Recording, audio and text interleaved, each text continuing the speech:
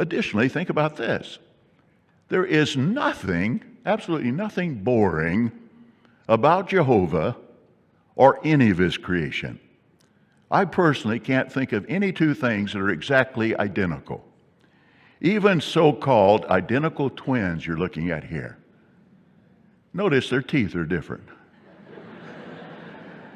Their freckle pattern is different. Their fingerprints are different. Their personalities are different.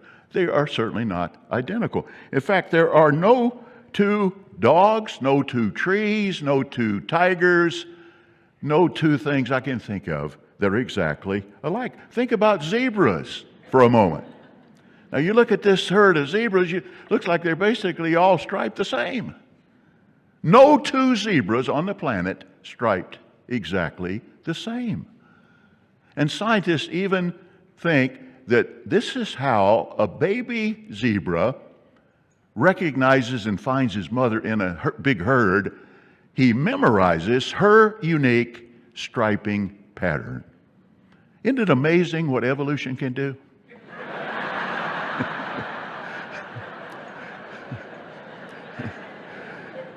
If you believe that, I've got a bridge to sell you. It's amazing what Jehovah has done. Or think about snowflakes for a moment. Out of the trillions of snowflakes that fall in one large snowstorm, no two alike. Stephen Lett there, giving us his wisdom on biology and the natural world. So he's speaking here at the 2024 annual meeting. And just to give you some kind of context, he's dealing with potential arguments that Jehovah's Witnesses might make about the paradise, one of which could be, oh, well, it would get boring living for eternity.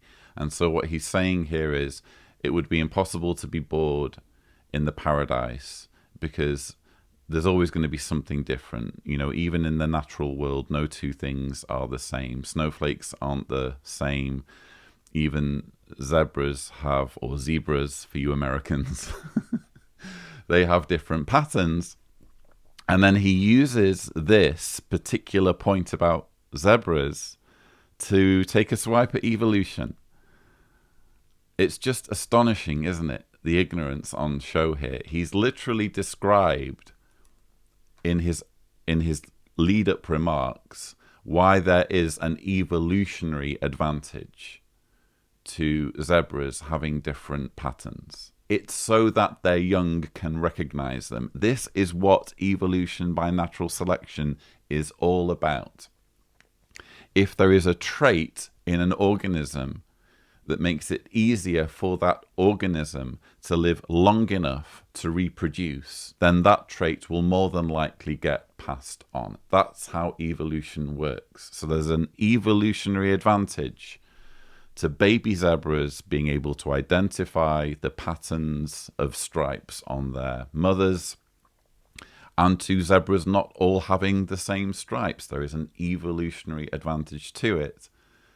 And yet Stephen Lett just decides to give us this astounding display of ignorance and claim that this is evidence of an intelligent designer.